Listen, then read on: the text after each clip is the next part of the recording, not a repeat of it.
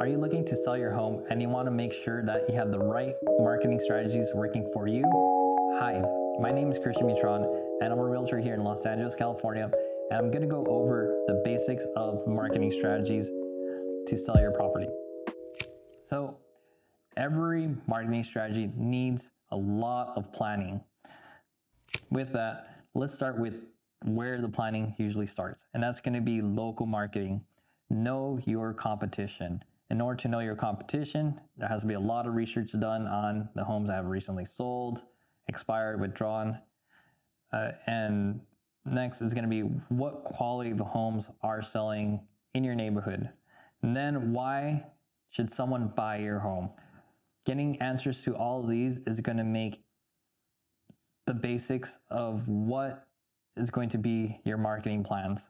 So let's dive a little bit deeper. Know your competition. Research the sold and active listings. So if you're hiring a realtor like myself, they could do this for you. And what they would do is find out what homes have recently been sold, currently active, and possibly the expired and withdrawn listings in your neighborhood. So the sold ones are extremely important because those are homes that have actually got a buyer who has gone through escrow, closed, it's done, the seller has officially sold a property. Active listings are a little different, where this is going to be your active competition if you went on the market today. So they're going to have more information on what currently they believe home prices are, what staging is working, and so on and so forth.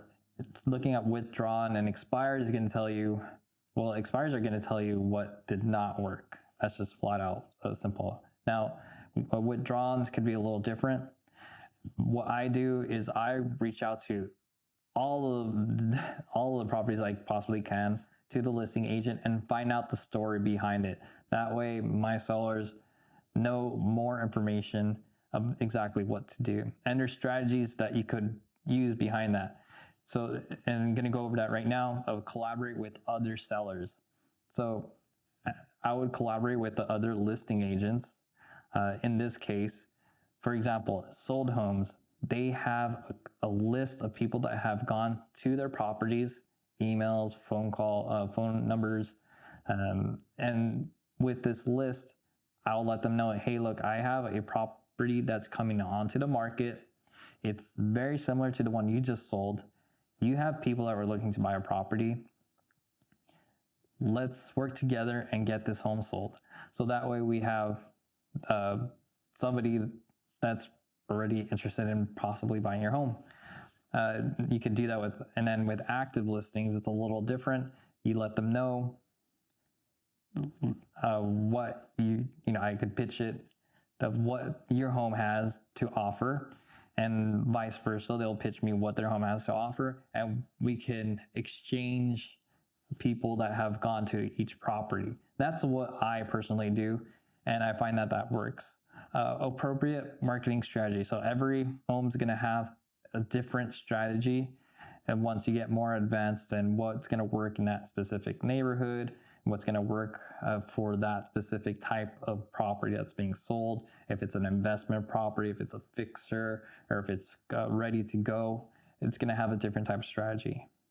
So quality of homes that are selling, when looking at the sold and expired homes and the active homes, it's going to give you a good idea of what upgrades have been done to properties nearby that are similar to your property, and what outcomes did they get with those upgrades based on if it's sold or if it didn't sell.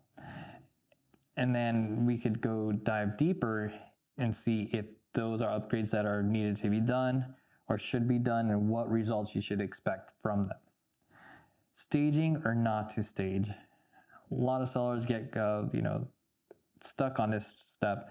And what I like to do is look at the sold homes in the neighborhood and see what the results are from homes that have been staged, what the results are from homes that have not been staged, and were they fully vacant if they were not staged, or did they still have their personal belongings in there?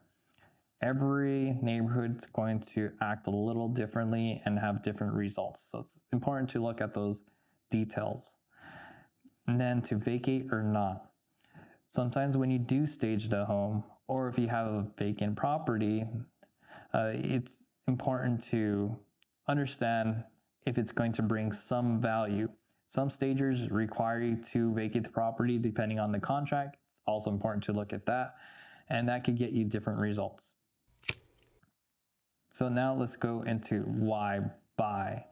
Why buy is one of the most important parts, and it's going to be just to get that emotional connection to the buyers.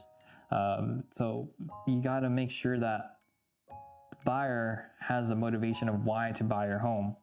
It could be either the lifestyle enhancements that this home will bring to them. It could be the community and location appeal, or it could be future possibilities.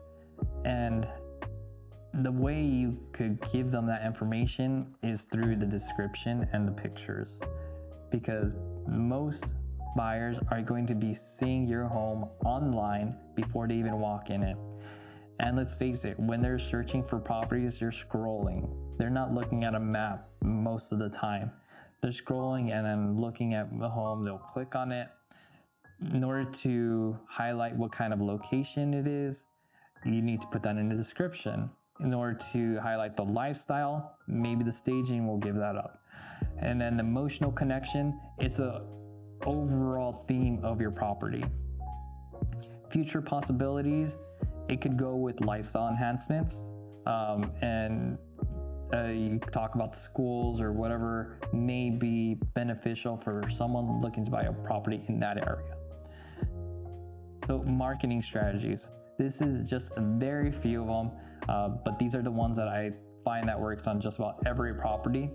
So professional photography is a must on just about every home. And that way you get the best results, but you highlight what is great in the property and the location. Engaging property descriptions is a must as well in order to target the right people and engage them to either come see your property, make phone calls to either you or the agent, if you have an agent, and make sure that they understand what your property can bring to them as a buyer. Pricing strategies, there's different pricing strategies. I know people have good luck numbers that they like to use, but there's more strategic ones like bracketing strategies, which I'll talk in another video, where you could show up in more searches if you do the right type of strategy.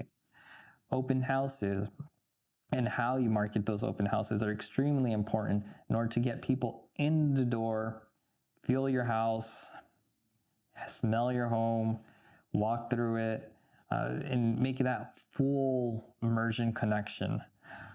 Phone calls, emails, and text campaigns, a part of the marketing strategies, is extremely important when people come into the property from open houses or wherever way they come in.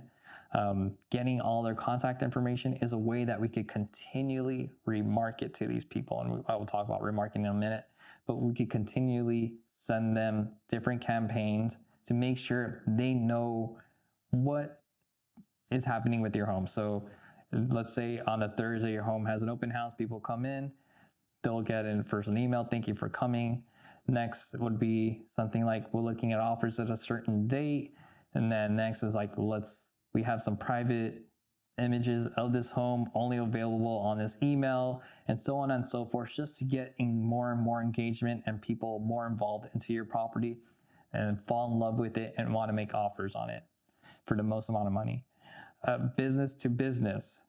I talked about it earlier in the slides of how to get other agents to work with your agent or myself if I'm your agent, and get that business from them to buy your property.